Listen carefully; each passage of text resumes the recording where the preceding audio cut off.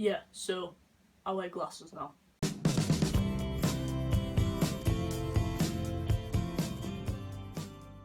Hey, so today we're going to be talking about how everybody is different.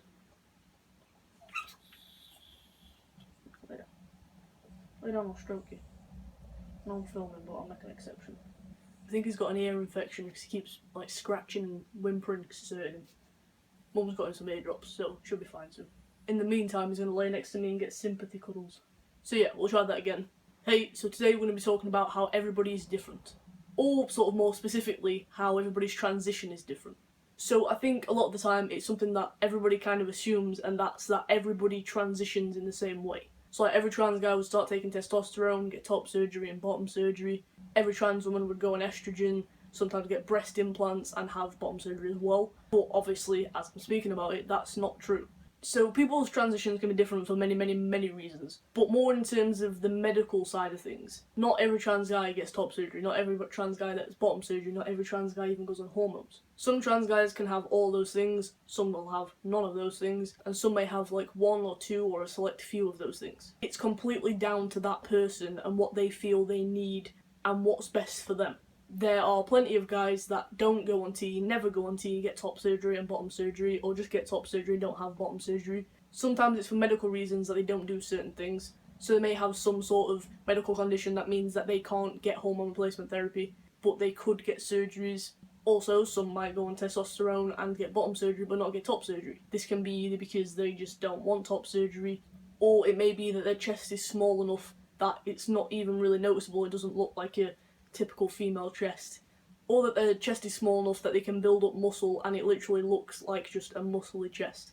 Again, I can't really go through all the different reasoning behind it because there's so many different reasons. But I think the most common thing with not sort of what some people would consider fully transitioning, so like hormones, top surgery, bottom surgery, would be probably not getting bottom surgery.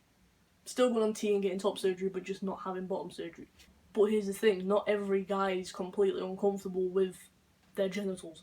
There are a lot of guys who still have sex with what they have in ways that some guys would find really uncomfortable. It's completely up to that person how they feel about it and if they feel that it's worth doing that or if they want it. There's also the factor of risks and costs. So I'm lucky enough that I am in the UK and we have the NHS, which means that you get free healthcare. So all medical parts of transitioning is covered by the NHS and therefore can be free. You obviously have the option to go private, but like I think most people go through the NHS. But in a lot of other places, that's not an option. You have to have like health insurance, and health insurance doesn't cover certain things. And surgeries especially can be very expensive. Hormones can also be very expensive. So in a lot of places, you find that it actually comes down to cost more than anything else. And then obviously with hormone replacement therapy, there are plenty of things that are reversible, but there are also ones that aren't reversible.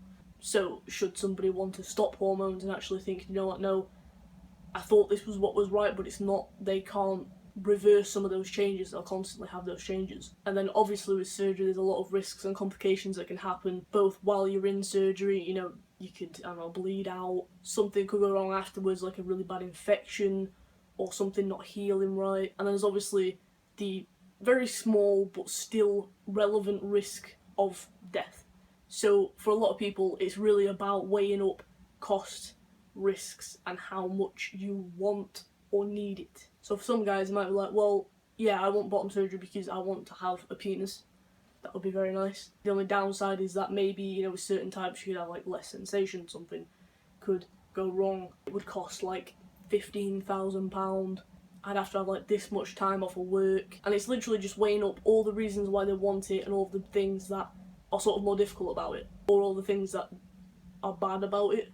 And it's basically make a decision of if their want/need of that is overpowering of the bad points like money and risks and things like that. Can you tell that I didn't make any notes for this video because it's sort of all over the place? And then also there's the obvious factor of that not all trans people experience body dysphoria. So they may not have any uncomfortability with their body, and therefore for them there's really no reason or need to medically transition at all, or sort of up to a point. And there's some people that can be like, oh, I'm not really uncomfortable with my body, but they want to be able to do things like, I don't know, walk around shirtless. So they may get top surgery because they want to be able to walk around shirtless and it be sort of socially acceptable. Honestly, I've never heard of that, it's just an example that might happen, I don't know. but I'm not going to get into the whole not having body dysphoria thing. I did make a video about whether or not you need dysphoria to be trans, and in that I sort of talked about the subject a little bit, and also the differences between gender dysphoria and body dysphoria. So if you do want to hear more about that sort of thing, then I will link the video. There should be a little card popping up here about now, and I'll also link it in the description, so you know, it's there. But yeah, this is a very rambly, not really making much sense, losing where I'm going. I really should have written down some notes. But yeah, so I think the point of this video was to say that everybody's different and everybody's transitions happen differently. There is no set way that you need to transition, and if you don't get certain surgeries or you do get certain surgeries, you don't transition this way or you do transition this way, it doesn't make you any less trans or any less valid. And just to be respectful and aware that not everybody transitions the same way, so if somebody's doing something slightly different to you, and maybe you're doing this but they're not doing that, it doesn't make any difference at all, because they're valid, you're valid, and that's that. But yeah, that's pretty much it. If you have anything that you want to add, please leave a comment down below. Sorry that this video is very not organised at all and just kind of rambly. I'm filming this very last minute and I just kind of picked a subject and didn't make any notes about it, so I'm just kind of trying to think off the top of my head, and I'm not the best at doing that, clearly. So yeah, like I say, if there's anything that you want to add or sort of touch upon, feel free to leave a comment down below. We can have a nice discussion about it. Obviously be respectful of everybody. Don't be arguing, don't be like insulting each other, and if it's not going anywhere, just agree to disagree and move on. But yeah, again, sorry for the disorganisation, but if you did enjoy the video or somehow found it helpful at all, please give it a thumbs up. Also, subscribe down below to see more from me. I upload a new video every single Sunday, and make sure you hit that bell button to get notified when I upload a new video. And if you want to, you can also follow my social media, that will be on the screen now. So if you want to rant, you want some advice, or you just want to chat, feel free to DM me on any of those things. And yes, that's pretty much it. So thank you for watching, come along my journey, and hopefully I'll see you in the next video. Bye.